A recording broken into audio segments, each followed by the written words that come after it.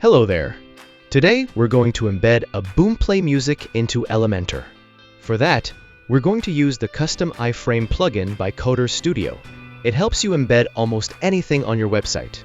It's light, easy to use, and works great with Elementor. So first, let's get the plugin on your WordPress site. Step 1. Install and activate the custom iFrame plugin. Open your WordPress dashboard. Navigate to Plugins. Add New. Search for Custom iFrame by Coderz Studio. A plugin card will show up. Hit Install Now, then Activate. This plugin can embed PDFs, social posts, Google Docs, videos, audios, web pages, basically anything with a link. Alright, plugins live.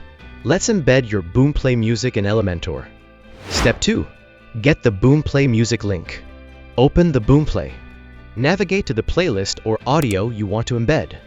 If it's a playlist, click the share icon on the playlist and copy the link. And if it's just a single track, hit the share icon on that audio and copy the link. Now, step 3. Add the custom iFrame widget in page. Go to the page or post where your Boomplay music needs to shine. Click Edit with Elementor.